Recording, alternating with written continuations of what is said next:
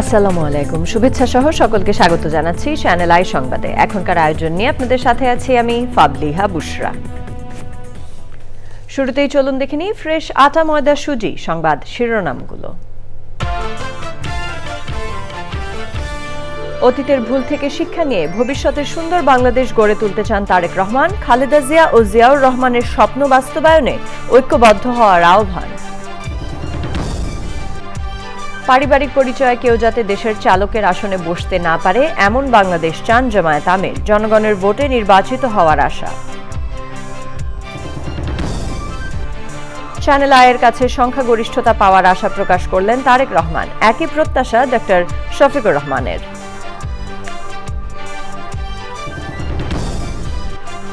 যুক্তরাষ্ট্রের সাথে বাংলাদেশের বাণিজ্য চুক্তি সই। পাল্টা শুল্ক হার 1% কমিয়ে 19% নির্ধারণ।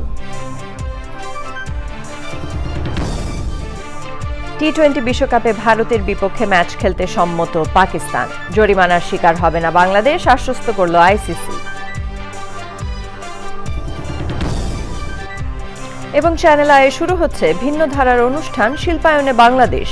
ক্ষুদ্র ও মাঝারি সহ সব শিল্প খাতকে তুলে ধরার প্রয়াস।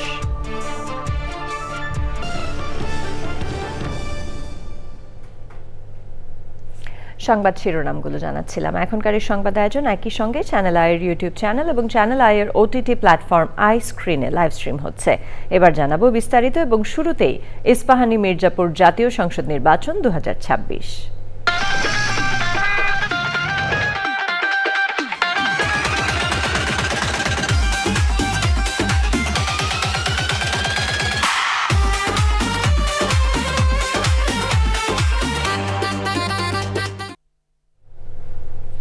অতীতের ভুল থেকে শিক্ষা নিয়ে ভবিষ্যতের সুন্দর বাংলাদেশ গড়ে তুলতে চান বিএনপি চেয়ারম্যান তারেক রহমান। বিটিভিতে নির্বাচনী ভাষণে তিনি বলেছেন, সকল ধর্ম বর্ণ জাতির মানুষ নিয়ে একটি সুন্দর বাংলাদেশ গড়তে চান তিনি। তারেক রহমান বলেছেন, সবাইকে নিয়ে প্রয়াত সাবেক প্রধানমন্ত্রী বেগম খালেদা জিয়া এবং শহীদ রাষ্ট্রপতি ও বিএনপির প্রতিষ্ঠাতা জিয়াউর রহমানের স্বপ্নের বাংলাদেশ গড়ে তুলতে চান, যেখানে দুর্নীতি থাকবে না, আইনের শাসন থাকবে। রাহুল রায়ের রিপোর্ট। সোমবার সন্ধ্যায় বিএনপির প্রধান দলের চেয়ারম্যান তারেক রহমান বাংলাদেশ টেলিভিশনে নির্বাচনী ভাষণ দেন। বিসমিল্লাহির রহমানির রহিম। প্রিয় দেশবাসী, আসসালামু আলাইকুম। রাষ্ট্র, রাজনীতি এবং সরকারে জনগণের অধিকার প্রতিষ্ঠার এই শুভ সময় মহান আল্লাহর দরবারে শুকরিয়া আদায় করে আমি আপনাদের সামনে কয়েকটি কথা বলতে চাই। অবশেষে দীর্ঘ আন্দোলন সংগ্রামের ধারাবাহিকতায় হাজারো প্রাণের বিনিময়ে জনগণের কাছে রাষ্ট্রের মালিকানা ফিরিয়ে দেওয়ার এক মাহেন্দ্র ক্ষণ আমাদের সামনে উপস্থিত। জনগণ রাষ্ট্রের মালিক হলে রাষ্ট্রের সুযোগ সুবিধাও ভোগ করা জনগণের অধিকার। কিন্তু ফ্যাসিবাদ আমলে সকল সুযোগ সুবিধা সম্পদ জনগণের পরিবর্তে মাফিয়া সিন্ডিকেটের হাতে কুক্ষিগত ছিল। সুতরাং এবারের নির্বাচনের মাধ্যমে বিএনপি শুধু রাষ্ট্রের মালিকানায় নয়, জনগণ যাতে ন্যায্যভাবে রাষ্ট্রীয় সুযোগ ও সুবিধাও ভোগ করতে পারেন, বিএনপি সেটিকেও ইনশাল্লাহ নিশ্চিত করতে চায়। সন্ধ্যা 7:15 শুরু হওয়া ভাষণের সময়কাল ছিল 40 মিনিট। রাষ্ট্র গঠনের প্রতিটি ক্ষেত্রে বিভিন্ন পরিকল্পনা তুলে ধরেন তারেক রহমান। জনগণের রাজনৈতিক এবং অর্থনৈতিক ক্ষমতা নিশ্চিত করা না গেলে দেশে ডেমোক্রেসি, ডেভেলপমেন্ট কিংবা ডিসেন্ট্রালাইজেশন কোনো কিছুরই টেকসই হবে না। যদি আপনারা বিএনপিকে রাষ্ট্রীয় পরিচালনার দায়িত্ব দেন, তাহলে আমরা এবার প্রথমবারের মতন দেশে প্রতিটি পরিবারের জন্য ফ্যামিলি কার্ড ইস্যু করার চূড়ান্ত সিদ্ধান্ত নিয়েছি।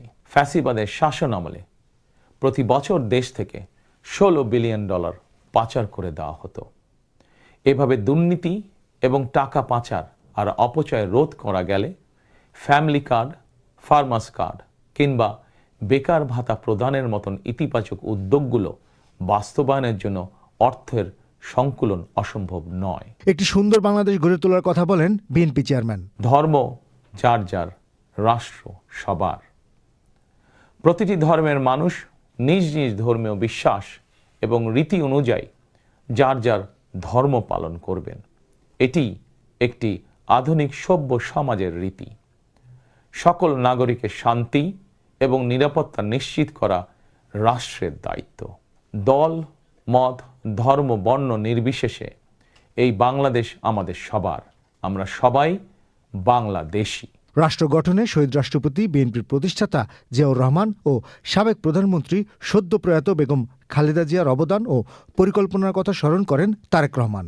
স্বাধীনতার ঘোষক জিয়াউর রহমান রাষ্ট্র পরিচালনার দায়িত্ব পেয়ে দেশকে স্বনির্ভর বাংলাদেশ হিসাবে গড়ে তুলেছিলেন। বাংলাদেশের স্বার্থের পক্ষে থাকার কারণেই তাকে শাহাদাত বরণ করতে হয়েছে। আমার মা মরহুমা বেগম খালেদা জিয়া, যাকে বাংলাদেশের জনগণ অর্থাৎ আপনারাই দেশনেত্রী উপাধি দিয়েছিলেন, তিনি কখনোই আপনাদের সম্মানের অমর্যাদা করেননি। জীবনের শেষ বয়সে এসেও তিনি জেল জুলুম বরণ করেছেন, কিন্তু বাংলাদেশের স্বার্থের সঙ্গে আপোষ করেননি। সব পরিকল্পনা বাস্তবায়নের জন্য ধানের শীষে ভোট চান তারেক রহমান। অতীতে আপনাদের সমর্থনে বিএনপি একাধিকবার রাষ্ট্র পরিচালনার দায়িত্ব পালন করেছে। দেশ পরিচালনা করতে গিয়ে সেই সময় কোনো কোনো ক্ষেত্রে হয়তো আমাদের অনিচ্ছাকৃত কিছু ভুল ত্রুটি হয়েছে। সেজন্য আমি দেশবাসীর কাছে আন্তরিকভাবে দুঃখ প্রকাশ করছি। অতীতের ভুল থেকে শিক্ষা নিয়ে অর্জনগুলোকে অবলম্বন করে বর্তমান এবং ভবিষ্যৎ প্রজন্মের জন্য একটি নিরাপদ বাংলাদেশ গঠনের জন্য আগামী 12ই ফেব্রুয়ারি জাতীয় নির্বাচনে আবারও আমি আপনাদের সমর্থন চাই। আমি দেশ এবং জনগণের জন্য, আপনার এবং আপনার পরিবারের সদস্যদের জন্য যেসব পরিকল্পনা গ্রহণ করেছি, প্রতিটি পরিকল্পনা বাস্তবায়নের জন্য ধানের শীষে আপনাদের সমর্থন এবং আপনাদের ভোট চাই। তারেক রহমান বলেছেন, বিএনপি ক্ষমতায় গেলে দুর্নীতি দমন করে দেশে আইনের শাসন প্রতিষ্ঠা করা হবে। আল্লাহ হাফেজ। বাংলাদেশ জিন্দাবাদ। রাহুল রায়, চ্যানেল আই, ঢাকা। জিন্দাবাদ। জামায়াতে ইসলামের আমির ডক্টর শফিকুর রহমান বলেছেন, জামায়াত এমন বাংলাদেশ গড়তে চায় যেখানে পারিবারিক পরিচয় কেউ দেশের চালকের আসনে বসতে পারবে না। ত্রয়োদশ জাতীয় সংসদ নির্বাচন উপলক্ষে বিটিভিতে দেয়া ভাষণে জামায়াতের আমির বলেন, দেশের মানুষ পরিবর্তন চায়, কিন্তু একটি মহল পরিবর্তন বিরোধী, কারণ পরিবর্তন হলেই তাদের অপকর্মের পথ বন্ধ হয়ে যাবে। তাফিমুল ইসলামের রিপোর্ট।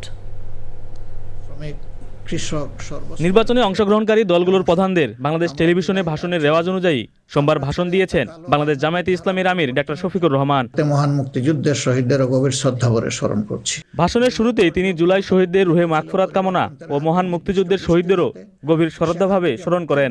ভাষণে দলের আমির গণভোট, তরুণ তরুণী, নারী, ওলামায়ে কেরাম, আন্তর্জাতিক সম্পর্ক, জলবায়ু ও প্রবাসীদের নিয়ে কথা বলেন। ভোটাধিকার সহ সকল গণতান্ত্রিক অধিকার। জামায়াতে ইসলামীর আমির বলেন, জুলাই হয়েছিল একটি কালো রাজনীতির ধারা পরিবর্তনের জন্য, কিন্তু দেশের মানুষ পরিবর্তন চাইলেও একটি মহল পরিবর্তনের বিরোধী। আমাদের তরুণরা এখন একটা নতুন দেশ দেখতে চায়, যে দেশকে তারা গর্ব করে বলতে পারবে, নতুন বাংলাদেশ, এটি আমার দেশ। দেশের মানুষ পরিবর্তন চায়, কিন্তু একটি মহল পরিবর্তনের বিরোধী, কারণ পরিবর্তন হলেই তাদের অপকর্মের পথ বন্ধ হবে, মানুষের অধিকার কেড়ে নেওয়ার সুযোগ থাকবে না। জুলাইয়ের মতো যুবকদের কাঁধে কাঁধ মিলিয়ে দেশ গড়ার কাজে সঙ্গী হতে চান জানিয়ে জামায়াতের আমির বলেন, সবাইকে নিয়ে ঐক্যের বাংলাদেশ গড়তে চায় জামাত। প্রচলিত ধারা বদলাতে চাই, দেশটা বিভেদ এবং বিভাজনের রাজনীতি থেকে মুক্ত করতে চাই, মানুষের জীবনে শান্তি ফিরে আসুক, এটি আমাদের প্রয়াস, এই আমাদের চাওয়া। সবাইকে নিয়ে ঐক্যের বাংলাদেশ গড়তে চাই, এমন বাংলাদেশ যেখানে কেবল পারিবারিক পরিচয়ে কেউ দেশের চালকের আসনে বসতে পারবে না, এমন বাংলাদেশ যেখানে রাষ্ট্র হবে সবার, সরকার হবে জনগণের। যে সমাজ নারীর মর্যাদা রক্ষা করতে পারে না, সেই সমাজ কখনো সমৃদ্ধ হতে পারে না জানিয়ে ডক্টর শফিকুর রহমান কোনো মা বা বোনকে নিরাপত্তাহীনতায় ভুগতে হবে না বলে প্রতিশ্রুতি দেন। আমরা এমন এক দেশ গড়ার প্রতিশ্রুতি দিচ্ছি যেখানে কোনো মা বোনকে, মেয়েকে নিরাপত্তাহীনতায় ভুগতে হবে না। এ সময় বাংলাদেশের সাথে আন্তর্জাতিক সম্পর্ক নিয়েও কথা বলেন তিনি। যারা আমাদের পরিচিত পরিচিত বন্ধু, তাদের সাথে আমাদের সম্পর্ক হবে সমমর্যাদা এবং সমতার ভিত্তিতে। আমরা অন্যের ভৌগোলিক অখণ্ডতাকে সম্মান করি এবং শ্রদ্ধা করি, তেমনি সকল দেশের সাথে বন্ধুত্ব প্রতিষ্ঠাকে অগ্রাধিকার দিব। তবে আমাদের জাতীয় স্বার্থ, মর্যাদা, জাতীয় উন্নয়ন, অগ্রাধিকার, আন্তর্জাতিক সম্পর্ক নির্মাণে প্রধান ভূমিকা রাখবে। প্রবাসীদের অধিকার ও মর্যাদা রাষ্ট্রীয়ভাবে নিশ্চিত করা হবে বলে জানান জামায়াতে ইসলামীর আমির। প্রবাসী ভাইয়েরা যখন বিদেশে মৃত্যুবরণ করেন, তখন অত্যন্ত অসহায় অবস্থা তাদের লাশ উপেক্ষিত হয়। আমরা কথা দিচ্ছি যারা আমাদের রিমিটেন্স যোদ্ধা, তারা আমাদের গর্বের ধন। কেউ যদি আল্লাহর ইচ্ছায় বিদেশে ইন্তেকাল করেন, আমরা অত্যন্ত সম্মানের সাথে আমাদের কাঁধে করে তাদের লাশ দেশে বয়ে নিয়ে আসবো ইনশাআল্লাহ। জামায়াতে ইসলামীর অঙ্গীকার ও স্বপ্নকে বিশ্বাস করে জাতীয় সংসদ নির্বাচনে দাঁড়িপাল্লা মার্কা এবং 11 দলের প্রতীককে জনগণ ভোট দেবে বলে আশা প্রকাশ করেন জামায়াতের আমির। আগামী 12 তারিখ দাঁড়িপাল্লা এবং জোটের অপরাপর মার্কা যেখানে যেটা আছে তাতে ভোট দিয়ে 11 দলীয় প্রার্থীদেরকে নির্বাচন করি, তাহলে ইনশাআল্লাহ প্রত্যাশার একটি দেশ আমরা খুঁজে পাবো, একটু নতুন বাংলাদেশ পাবো। আমরা বিশ্বাস করি জনগণ পরিবর্তন চায়, সেই পরিবর্তন জন্যই আমাদের এই আহ্বান। কয়েকদিনের নির্বাচনী প্রচার বা অন্য কার্যক্রমে কেউ কষ্ট পেয়ে থাকলে সবার কাছে ক্ষমা চান জামায়াতে ইসলামীর আমির। সেই পরিবর্তন জন্যই আমাদের এই আহ্বান। তাফহিমুল ইসলাম, চ্যানেল আই, ঢাকা। আকিজ ইস্পাত ভোটের হিসাব 360।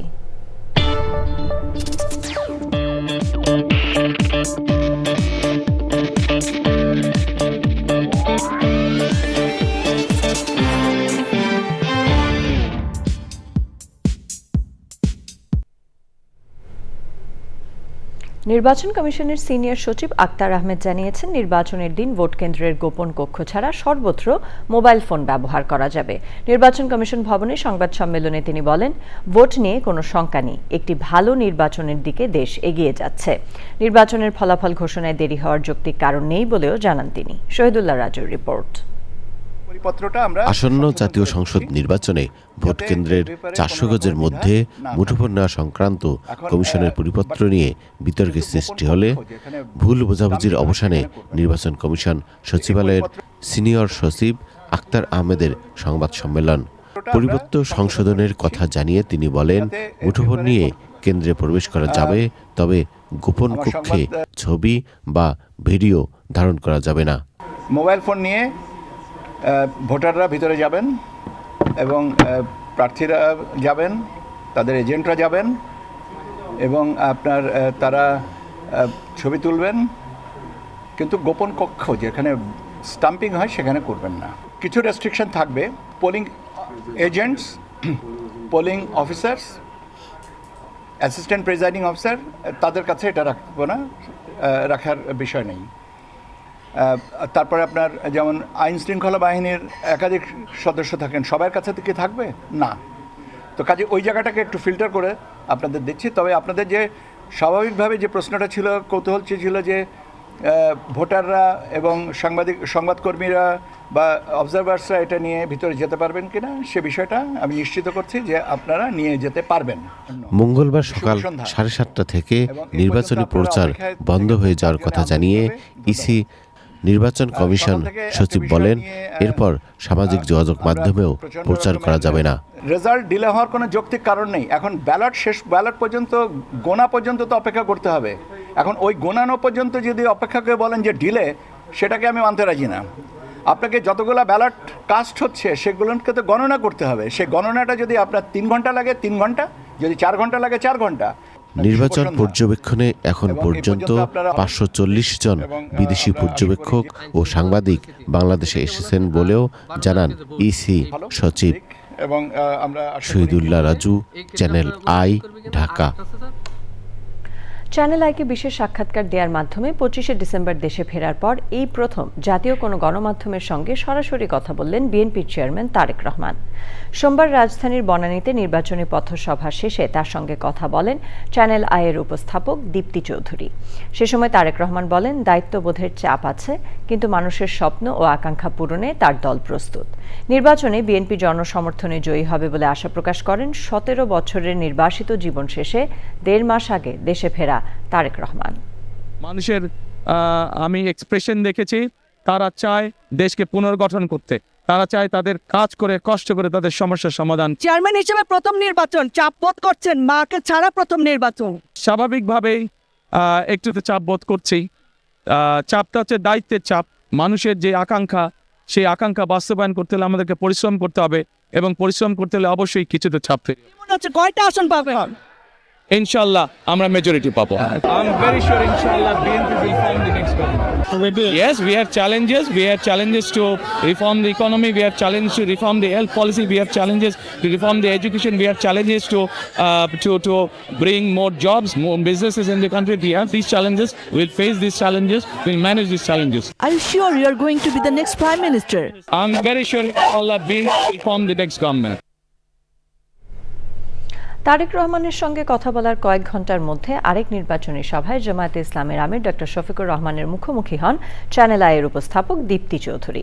সে সময় জামায়াত আমির নিরাপত্তা ও সুষ্ঠু নির্বাচন নিয়ে একটু সমস্যা থাকার কথা বললেও চ্যালেঞ্জ মোকাবেলা করে এগিয়ে যাওয়ার প্রত্যয় জানান। আলহামদুলিল্লাহ, তুমি যেমন দেখতেছো আমিও তেমন দেখতেছি। তোমার কেমন লাগছে? তোমার কেমন লাগতেছে? এখনো বোঝা যাচ্ছে না, 12 তারিখ পর্যন্ত অপেক্ষা করতে হবে। ইনশাআল্লাহ আমরা অপেক্ষা করি, তোমরাও অপেক্ষা করো। ভালো কিছু হবে ইনশাআল্লাহ। ভালো কিছু হবে, আমাদের জন্য নয়, ভালো কিছু হবে জাতির জন্য, দেশের জন্য, 18 কোটি মানুষের জন্য। কতটা আসন নিয়ে নিশ্চিত আছেন? ইনশাআল্লাহ আমরা তো অনেকগুলো আসন নিয়ে আশাবাদী। সুষ্ঠু নির্বাচন নিয়ে, নিরাপত্তা নিয়ে কোনো টেনশন? সমস্যা আছে, আমরা সেই চ্যালেঞ্জ ফেস করেই আগায় যাব ইনশাআল্লাহ। এবার অন্যান্য সংবাদ। যুক্তরাষ্ট্রের সাথে বাণিজ্য চুক্তি সই করেছে বাংলাদেশ। চুক্তিতে যুক্তরাষ্ট্রের বাজারে বাংলাদেশের পণ্যের পাল্টা শুল্ক হার 20% থেকে কমিয়ে 19% করা হয়েছে। একই সাথে যুক্তরাষ্ট্র থেকে আমদানি করা তুলা ও কৃত্রিম তন্তু দিয়ে তৈরি পোশাক রপ্তানিতে পুরোপুরি শুল্ক তুলে নেওয়া হয়েছে। অনলাইনে যুক্ত হয়ে বাংলাদেশের পক্ষে বাণিজ্য উপদেষ্টা শেখ বশিরউদ্দিন এবং যুক্তরাষ্ট্রের পক্ষে তাদের বাণিজ্য প্রতিনিধি জেমিসন গ্রিয়ার চুক্তিতে সই করেন। যুক্তরাষ্ট্রের সাথে বাণিজ্য ঘাটতি কমাতে বাংলাদেশ এই চুক্তি করেছে। চুক্তি সই অনুষ্ঠানে বাণিজ্য উপদেষ্টা যুক্তরাষ্ট্রের প্রেসিডেন্ট ডোনাল্ড ট্রাম্পকে ধন্যবাদ জানান। তিনি বলেন, এটি বাংলাদেশের জন্য একটি ঐতিহাসিক মুহূর্ত। বাংলাদেশের শিল্প প্রসারে এই চুক্তি সহায়তা করবে বলে মন্তব্য করেন প্রধান উপদেষ্টার আন্তর্জাতিক বিষয়ক বিশেষ সহকারী লুৎফে সিদ্দিকী। এতে দুই দেশের মধ্যে বাণিজ্য ঘাটতি কমবে বলেও আশা করেন তিনি। I'm sure our successors will do much better jobs in implementing those commitments those we have made, and I'm so happy that to hear that you have talked with both the parties. That in fact makes it even better, and I also sincerely thank President Donald Trump for his kindness to our economy, to our jobs, and be mutually benefited by the trade that we do. So once again, thank you so very much to all of you. Channel আইতে শুরু হচ্ছে ভিন্ন ধারার অনুষ্ঠান শিল্পায়নে Bangladesh. Citizen care Bangladesh নিবেদিত ইন্ডাস্ট্রিক শিল্পায়নে বাংলাদেশ নিয়ে আয়োজকরা বলেছেন, এসএমই সহ সব শিল্প খাতকে তুলে ধরার প্রয়াসে এই অনুষ্ঠান গুরুত্বপূর্ণ ভূমিকা পালন করবে। জাকিয়া আক্তারের রিপোর্ট। সম্ভাবনার দেশ বাংলাদেশের শিল্পায়নের পথে এগিয়ে যাওয়া এখন এক বাস্তবতা। এই ধারাকে আরও সামনে নেওয়ার প্রয়াসে চলতি মাস থেকেই চ্যানেল আয়ে শুরু হচ্ছে নতুন অনুষ্ঠান শিল্পায়নে বাংলাদেশ। সিটিজেন কেয়ার বাংলাদেশ নিবেদিত টাইটেল স্পন্সর ইন্ডাস্ট্রিক এই অনুষ্ঠানে দেশের ক্ষুদ্র ও মাঝারি শিল্পসহ সব ধরনের শিল্প খাতের খুঁটিনাটি তুলে ধরা হবে। অনুষ্ঠানটির সার্বিক দিক জানাতে চ্যানেল আই কার্যালয়ে সংবাদ সম্মেলন। ভিডিও বার্তায় ইমপ্রেস টেলিফিল্ম লিমিটেড চ্যানেল আইয়ের পরিচালক ও বার্তা প্রধান গণমাধ্যম ব্যক্তিত্ব শাইখ সিরাজ বলেন, শিল্পায়নের সহযোগী ভূমিকায় থাকবে শিল্পায়নে বাংলাদেশ। বাংলাদেশের ইন্ডাস্ট্রি এখন একেবারে অনেক আপডেটেড ইন্ডাস্ট্রি আছে। ফোর্থ ইন্ডাস্ট্রিয়াল রেভলিউশনের এই সময়কার অনেক ইন্ডাস্ট্রি বাংলাদেশে এখন আছে এবং যারা পৃথিবীর অনেক শিল্পের সাথে নেতৃত্ব দিচ্ছে। বাংলাদেশের ইন্ডাস্ট্রি ডেভেলপমেন্টের জন্য যথেষ্ট ভূমিকাকারী একটা অনুষ্ঠান হবে। খাদ্য ও পুষ্টির গুণগত মান উন্নয়নেও কাজ করবে শিল্পায়নে বাংলাদেশ, জানান আয়োজকরা। এসএমই, মাঝারি শিল্প এবং বৃহৎ শিল্পের অনেক সুন্দর একটি অনুষ্ঠান সকলে মিলে উপহার দিতে পারবো ইনশাল্লাহ, এটা আমি মনে প্রাণে বিশ্বাস করি। আমরা অনেক আনন্দিত চ্যানেল আইতে প্রিয় ফরিদুর রেজা সাগর ভাই, শাইখ সিরাজ ভাই, অপু ভাই, ওনাদের সাথে আমরা নতুন অনুষ্ঠান যেটার নাম ইন্ডাস্ট্রিক শিল্পায়নে বাংলাদেশ, সেখানে আমরা টাইটেল স্পন্সর হতে পেরেছি। আমরা বিশ্বাস করি ইকোনমি হচ্ছে একটা দেশের আসলে হার্ট। সেই ইকোনমিটাকে সচল রাখে শিল্প খাত। আমরা সিটিজেন কেয়ার বাংলাদেশকে অনেক অনেক ধন্যবাদ জানাই। আমাদের স্বপ্নের ভালোবাসার একটা হাত ধরেছেন তারা। হেলথ সার্ভিসে কমিটমেন্ট আমাদের স্লোগানও বটে। আমাদেরই প্রত্যয় হেলথ ওকে, অল ওকে। অসুস্থ মানুষের সুস্থতায় নিয়মিত সহায়ক হিসেবে যেমন আমরা আছি, তেমনই আছি আপনার পাশে অসুস্থতার পূর্ব লক্ষণ নির্ধারণে সহযোগী হয়ে। আমরা অবশ্যই দেশকে শিল্পায়নে এগিয়ে নিয়ে যাব, কিন্তু মানুষের যে মহত্তর বিকাশ, মানুষের যে সম্ভাবনা, মানুষের যে স্বাস্থ্য, মানুষের যে সংস্কৃতি, মানুষের যে শিল্পবোধ, মানুষের যে সৃজনশীলতা, সেটাকে উপেক্ষা করে নয়। অনুষ্ঠানে স্বাস্থ্য বিষয়ক পাক্ষিক ম্যাগাজিন হেলথ গ্রাফি উন্মোচন করা হয়। Zakia Akter, channel I, Dhaka. Red lady জাতের পেঁপে চাষ করে স্বপ্ন দেখছেন ফেনীর 3 যুবক। দাম কম ও চাহিদা বেশি থাকায় এই পেঁপে সরবরাহ করা হচ্ছে বিভিন্ন জেলায়। ফেনী থেকে শফিউল্লাহ রিপনের তথ্যে আল মুকসিদের রিপোর্ট। ফেনী সদর উপজেলার কালিরবাগ ইউনিয়নে আলী আজম সড়কের পাশে পেঁপে চাষ করেছেন আনোয়ার হোসেন, আশিক ও টিপু সুলতান। উপজেলা কৃষি অফিসের সহায়তায় 200 শতক জমিতে মে মাসে উন্নত ফলনশীল রেড লেডি জাতের পেঁপের 250টি চারা রোপণ করেন তারা। মাত্র 3 মাসে চারাগুলো 3 থেকে 4 ফুট বড় হয়। চলতি মৌসুমে 100 মনেরও বেশি পেঁপে বিক্রি করার আশা করছেন তারা। বিক্রি করি, কিছু হয়তো পাকায়, মাঝে মাঝে কেজি মনে করেন যে 30 টাকা থাকে, 25 টাকা থাকে, এইভাবে বিক্রি করি আর কি। এগুলো আমরা কাঁচা বিক্রি করি 30 থেকে 40 টাকা কেজি, এবং যদি পাকায় তাহলে বিক্রি করি আমরা 50 টাকা কেজি। তো ইনশাল্লাহ এবারে পেঁপের ফলন ভালো হয়েছে, আশা করি এবারে আমরা লাভ করতে পারবো। কৃষির প্রতি আগ্রহী তরুণরা বিষমুক্ত নিরাপদ সবজি চাষ ও উৎপাদনে ভোক্তাদের চাহিদা পূরণ করতে পারবে বলে আশাবাদী কৃষি বিভাগ। সাথী ফসল চাষ করার ফলে তারা যে পেঁপে গাছের নিয়মিত একটা বাগান পরিচর্যা করতে গেলে যে পরিমাণ খরচ লাগে, তা বেগুন, টমেটো, মরিচ ইত্যাদি নিয়মিত হারভেস্টের মাধ্যমে তারা কিন্তু সেই খরচটাকেও গুছিয়ে নিতে পারতেছেন। উপযুক্ত আবহাওয়া ও উর্বর মাটির কারণে ফেনীতে পেঁপের চাষ ভালো হয়। পাশাপাশি টমেটো, বেগুন ও মরিচেরও ভালো আবাদ হয়েছে এখানে। আল মুকসিদ, চ্যানেল আই।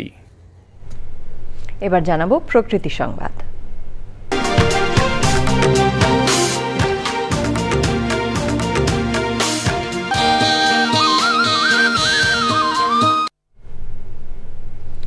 প্রকৃতি বাঁচলে বাঁচবে মানুষ, এই সত্যকে ধারণ করেন প্রকৃতি রক্ষায় অদম্য পরিবেশ সংগঠক মাহবুবুল ইসলাম পলাশ। গত 25 বছরে নিজ উদ্যোগে দেশ জুড়ে রোপণ করেছেন 43 প্রজাতির লক্ষাধিক বৃক্ষ। সম্প্রতি দেশের 64 জেলায় রোপণ করেছেন বিলুপ্ত প্রায় বৈলাম গাছের চারা। বিলুপ্ত প্রায় এই উদ্ভিদ রক্ষার অভিযাত্রায় শরীয়তপুরেও রোপণ করা হয় বৈলাম চারা। এস এম মজিবুর রহমানের রিপোর্ট। সিরাজগঞ্জ জেলার কামারখন্দের বাজারভট্ট ঘাটে বেড়ে ওঠা মানুষটি সবসময় প্রকৃতি অন্তঃপ্রাণ। 2 যুগের অধিক পরিবেশ ও জীববৈচিত্র্য সংরক্ষণে দেশ জুড়ে কাজ করেছেন পরিবেশ সংগঠক মাহবুবুল ইসলাম পলাশ। এবার বিরল ও মহাবিপন্ন বৈলাম বৃক্ষরোপণের অভিযাত্রায় তিনি ছুটলেন টেকনাফ থেকে তেতুলিয়া। 1 লক্ষ প্লাস বৃক্ষরোপণ করেছি এবং বিনামূল্যে বিতরণ করেছি বিরল ও বিপন্ন প্রজাতির। আর এখানে এর মধ্যে আছে গুটগুটিয়া, সিদাজর, রক্তন, রাতা, তুন, বৈলাম সহ অসংখ্য বৃক্ষ, যার কারণে আমি 64 জেলাতে বিনামূল্যে নিজ অর্থায়নে গাছগুলোকে ছড়িয়ে দিই। মানুষকে সচেতন করার জন্য এই আমাদের যে গাছগুলো বিপন্ন হয়ে যাচ্ছে, পরিবেশ থেকে নাই হয়ে যাচ্ছে, সেই গাছগুলো সংরক্ষণ করা। এমন উদ্যোগ প্রকৃতিকে নবরূপে সাজাবে প্রত্যাশা বিশিষ্ট জনদের। গাছটি অনেক উচ্চতার, 200 থেকে 250 ফুট উচ্চতার সম্পন্ন। এতে আমাদের অনেক প্রজাতির পাখি এখানে তাদের মানে আবাসভূমি করতে পারবে। এই বৃক্ষটা অনেক দুর্লভ একটা বৃক্ষ, বাংলাদেশে এটা প্রায় বিলুপ্তির পথে। তা আমরা এই বৃক্ষটাকে এখানে রোপণের মাধ্যমে বিলুপ্তির থেকে রক্ষার জন্য আমরা একটা পদক্ষেপ গ্রহণ করেছি। এই গাছগুলা যদি আমরা লাগাই এবং সংরক্ষণ করি তাহলে প্রাণীকুল এই বিপন্ন হওয়ার হাত থেকে রক্ষা পাবে। 2022 সালে বৃক্ষরোপণ ও সংরক্ষণে জাতীয় পর্যায়ে স্বীকৃতির পাশাপাশি 2019 সালে জাতীয় কৃষি পুরস্কার অর্জন করেন পলাশ। সবুজ বিপ্লবের এমন যাত্রা মানুষের অনুপ্রেরণার রসদ হবে মনে করেন পরিবেশবিদরা। শরীয়তপুর থেকে S M Mujibur Rahman, channel I. এবার খেলার খবর।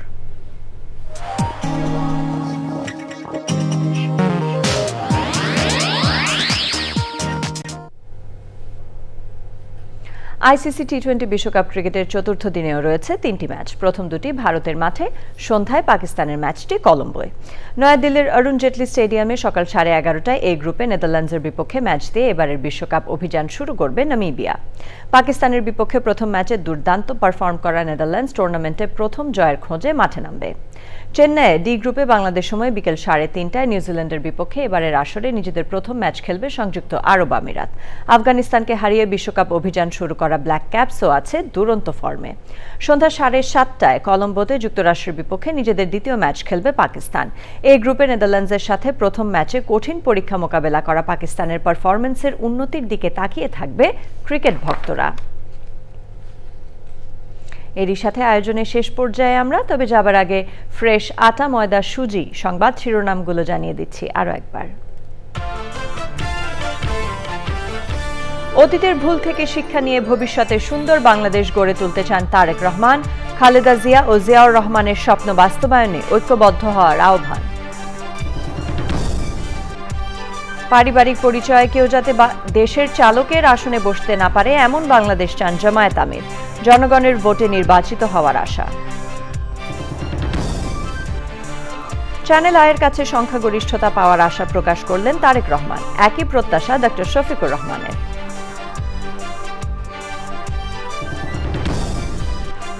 যুক্তরাষ্ট্রের সাথে বাংলাদেশের বাণিজ্য চুক্তি সই, পাল্টা শুল্ক হার 1% কমিয়ে 19% নির্ধারণ।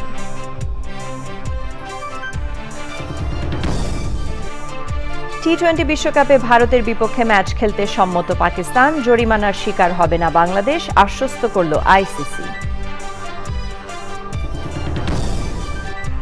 এবং চ্যানেল আয়ে শুরু হচ্ছে ভিন্ন ধারার অনুষ্ঠান শিল্পায়নে বাংলাদেশ। ক্ষুদ্র ও মাঝারি সহ সব শিল্প খাতকে তুলে ধরার প্রয়াস।